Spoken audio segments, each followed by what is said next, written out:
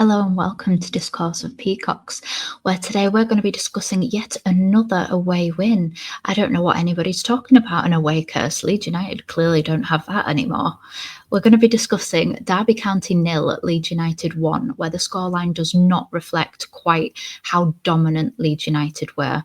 In fact, we limited the Rams to 4 shots all game and only 1 shot on target, in which Meslier pulled off an impressive palmed save as the ball was going to duck underneath the crossbar.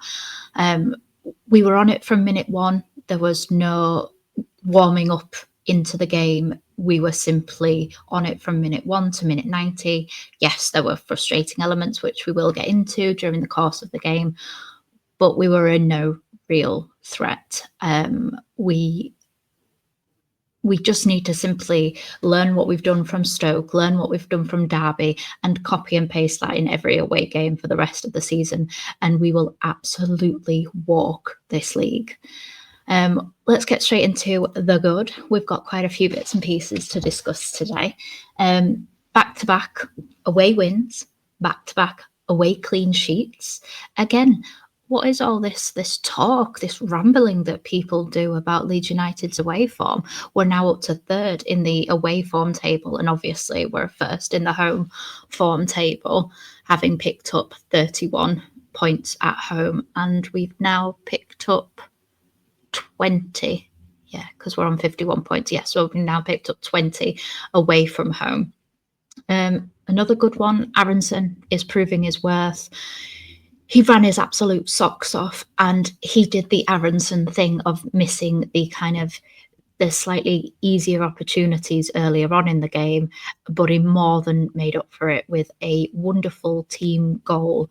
It reminded me of the Huddersfield goal. I believe it was the 4th goal in the 4-1 win at Elland Road last season, where we had some ridiculous amount of touches from the back to the front, and we just worked it absolutely phenomenal from the back to the front.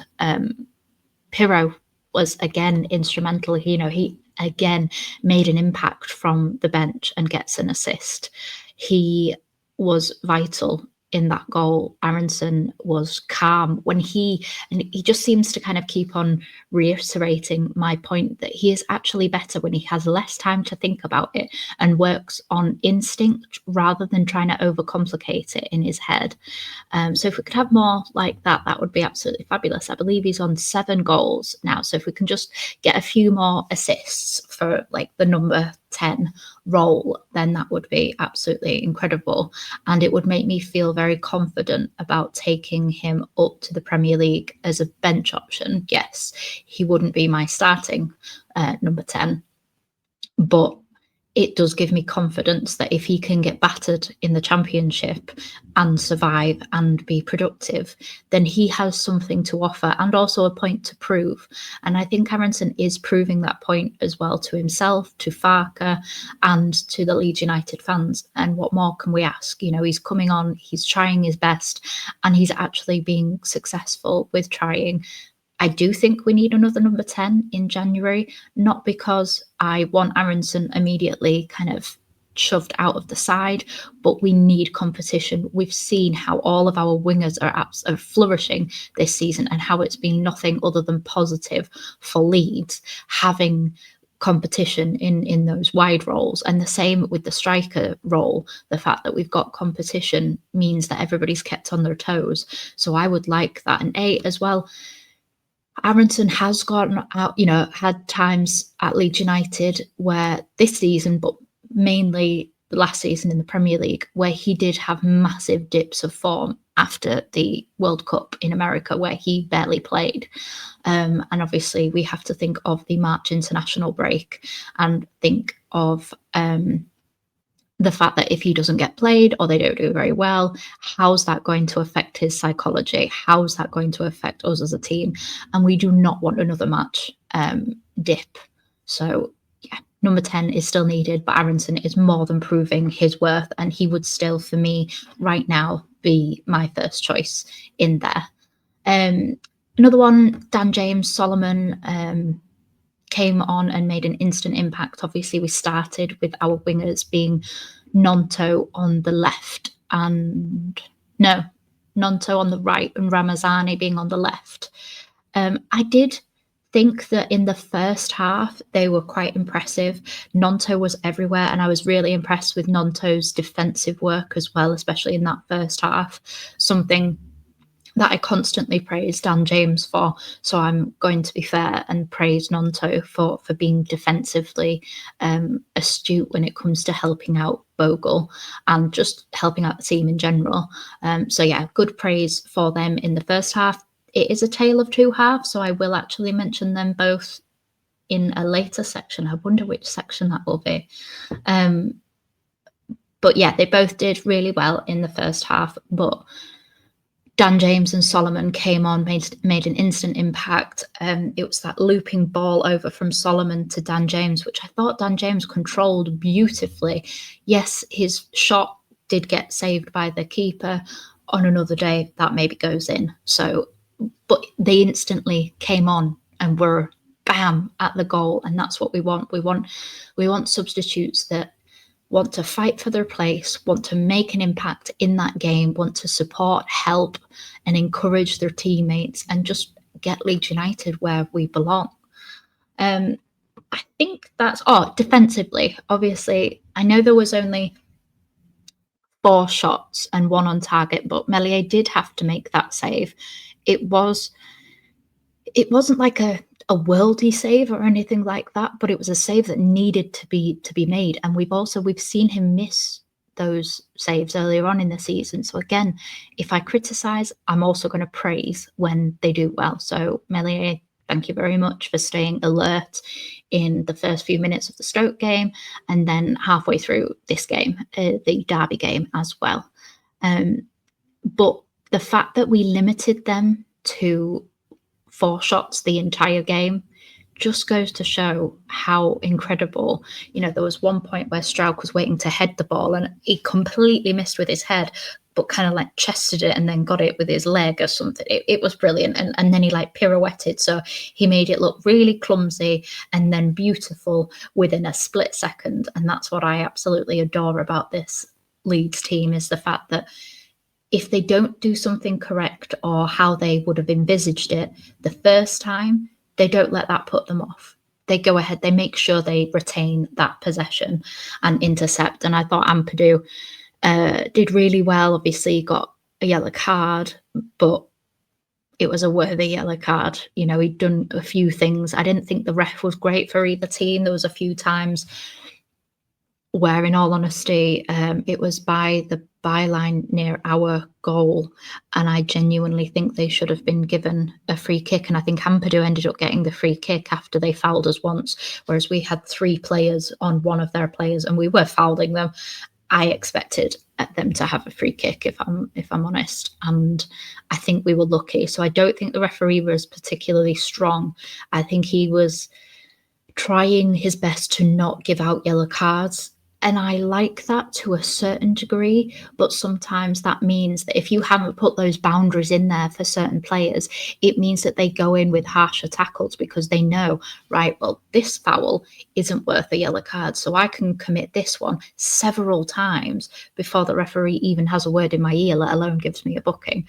And that's sometimes when you can lose control of a game and players end up getting injured because of silly fouls that could have been nipped in the bud. But that's just my little, at the end of the day, the referee didn't cost Derby the game, and he didn't win the game for us either. He just wasn't particularly strong for either side. I think that's it for the good. Let's go on to the bad. Now, there are a few more bad points than I had against Stoke. Again, a repeating one that just seems to be, as well as us having such dominant performances, my first negative is we could have scored more. Their goalkeeper, Johnson, I can't remember who their goalkeeper was. I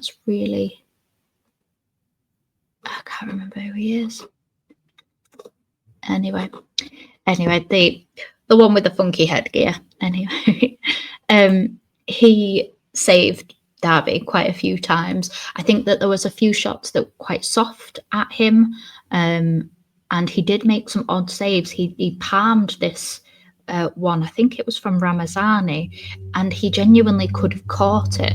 So I was a bit confused as to why.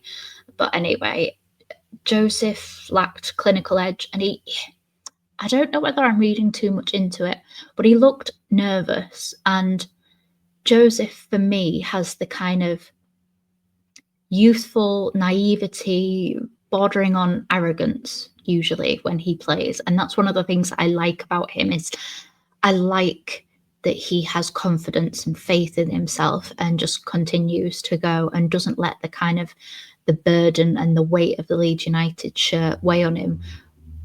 But for me, he looked like it was starting to weigh on him. He looked tentative. He looked frustrated. He just, every ball, wasn't landing for him right, or he was just arriving a split too early for things. He was rushing things because he's so desperate to earn his place back in the starting 11, that he just seemed to kind of lack the same calmness that Pirro has in front of goal. Pirro never snatches opportunities. He reads the trajectory of the ball and the positioning of the defenders and the goalkeepers so well. He's so laid back. And I think that youthful side of Joseph is probably infuriating himself as well as us. So I'm not going to bash the young lad, but we do need to see more. And I don't quite know where we go from there. I don't know whether we definitely need another number 9 in January, because I don't know whether we can count on Joseph for those goals. One thing I would say is the goals are being so evenly spread out between multiple players this season. I don't think we're going to be in the same situation as last year, where if you took Somerville and Rutter's goal contributions out of last season's team, we finish mid-table. I don't think we have that this year. But I do think that, yeah, Joseph does need to do a bit more. Obviously, I mentioned Ramazani and Nonto in the good section, but also in this bad section, they did drop off. I think Ramazani's kind of match fitness was catching up to him. He wasn't making great decisions. Ramazani and Byram don't have that same relationship that Byram and Solomon have built over the last few games as well. So sometimes they were making runs that weren't necessarily being reciprocated by the other person. And the same can be said by Bogle and Dan James. Nonto inverts so much that Bogle is left very exposed, but also lacking options down that right wing, whereas Dan James is a winger. He overlaps and underlaps with Bogle brilliantly, whereas Nonto, having not played a few games consecutively with Bogle back in the team, with them both back in the team, I do think that chemistry has kind of maybe diluted a little bit recently. So, and Nonto was guilty as well of doing a few Somerville-esque things. He would hold on to the ball that split second too long. We were back to shouting, pass it, pass it, pass it. Oh, it's gone. Oh, they've taken the ball off your toes. Okay, great. And that's by the end of last season, or maybe by March last season, we were constantly shouting the same thing at Somerville, because he would just hold on to the ball until he couldn't do anything with it, and then we lost it. And Nonto was guilty of doing the same thing. The good thing that we have this year is we have depth. So we have a Solomon, we have a Dan James to come on and to replace and to encourage other teammates to do better, because they know that they can be replaced with equal quality, which is something that we didn't have last year. So yeah, that's my kind of negative spin on the second half, is Ramazani and Nonto did fade, but Daniel Farke made the substitutes. Oh, one thing that I forgot to put in the good section was the fact that Daniel Farke's rotation worked perfectly. His rotation from the 23rd to the 29th of December, or was it 22nd? of December, whichever that Saturday game was, where we beat Oxford, his rotation for those 3 games has been absolutely spot on. Fantastic. So just, that's copy that and move it to the good section. Ampadu and Tanaka, they worked brilliantly defensively. They were so solid. We let through so few chances. My only criticism is that they're quite similar, which I think is a little bit shocking in terms of we all think Tanaka of this really forward-thinking player.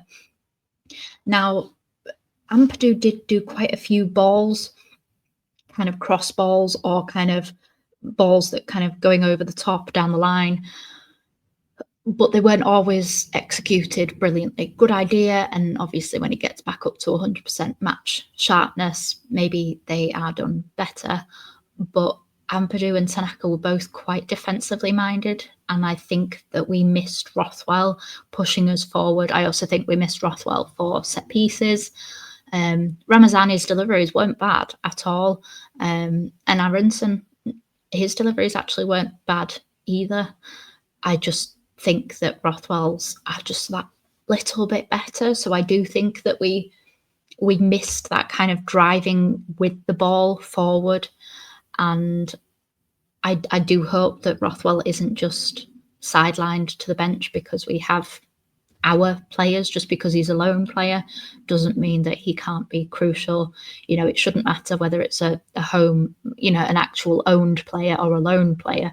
It's whatever player is best for the team at that time is who should be used.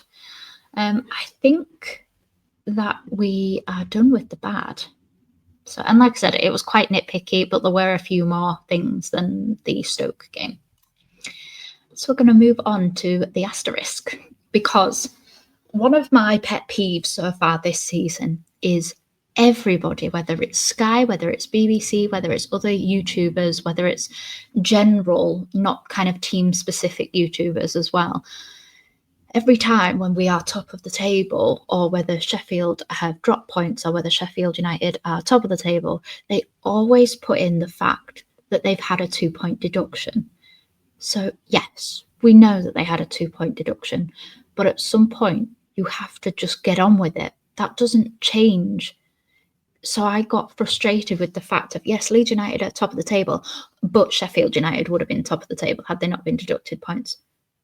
That's not Leeds United's fault that Sheffield broke financial rules by not paying people. So why should we constantly have our achievements kind of watered down because of the fact that Sheffield United couldn't keep their points because of the fact that they broke financial rules? Why do we constantly get put down? Why does anybody, even if it was Burnley that was on top, why does anybody else's good form need watering down with an asterisk to say 2-point deduction? We all know that they had a 2-point deduction. We don't need it mentioning 50,000 times on every single podcast, TV show, radio show, newspaper article. We don't need it anymore. They should have won. They could have got a draw against us, and then they would be comfortably ahead. But they're not. The point is now, even if you add those 2 points back in to Sheffield United, we are legitimately the best team right now in the league, because you add those 2 points on, they are the same points as us, but we have the better goal difference, which would mean for the first time this season, Leeds United can hold their heads up high and say that there is no asterisk anymore. We are legitimately, points deduction be damned, the best team in this league.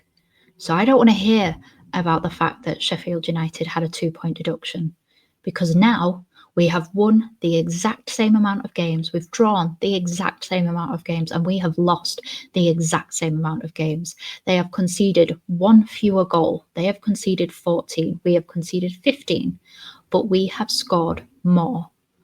We have scored 44, I think now.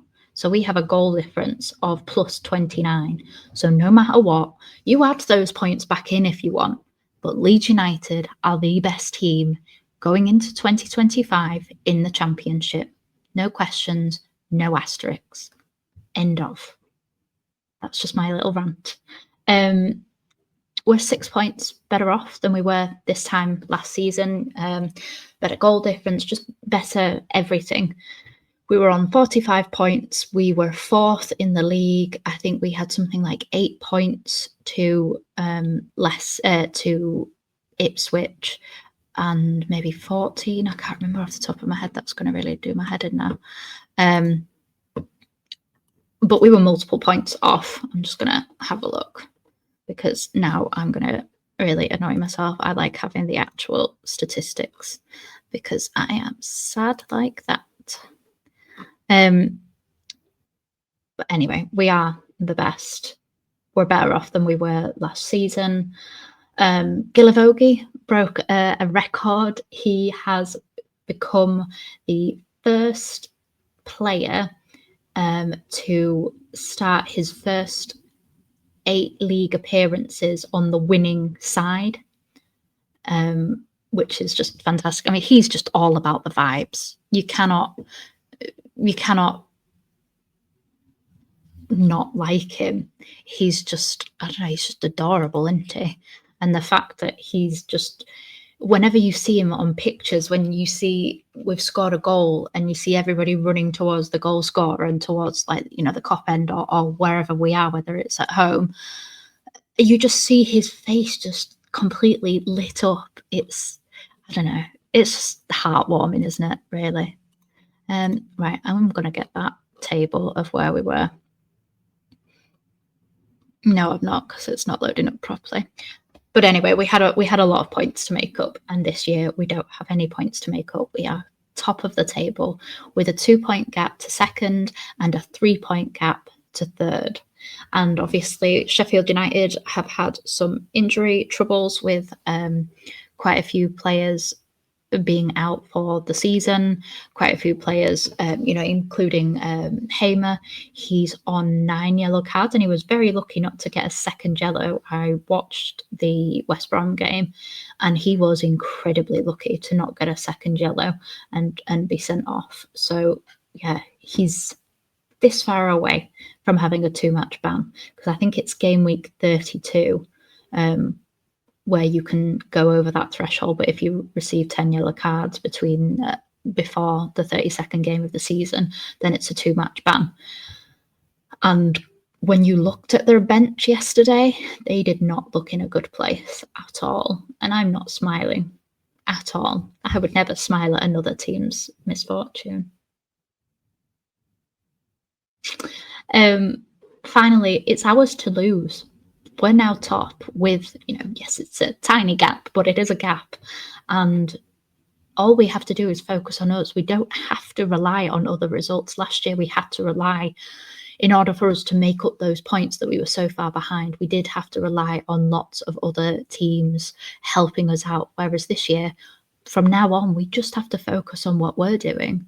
We can now just win every game, and it doesn't matter what anybody else does. I'm not saying we're going to win every game, and there's a potential for us, with everything being so close between the top 3.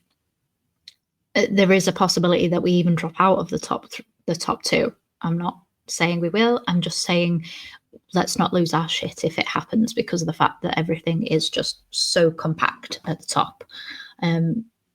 But all of the signs are pointing in the right direction. If we just win, which I know is a lot easier said than done, because we've only lost 3. And if you project that forward into the second half of the season, that puts us on 6 losses. The likelihood that's not going to happen, but you never know. I think that's it now. So please get your comments in. Remember to like and subscribe. Become a member if you want to. But yeah, let me know what you think down below. Let me know your highlights of the game. Let me know if you think that the curse has well and truly been lifted after 2 very potential banana skin games, and we've come out not only winning, but having conceded no goals. So anyway, I will see you guys in the next one. Bye.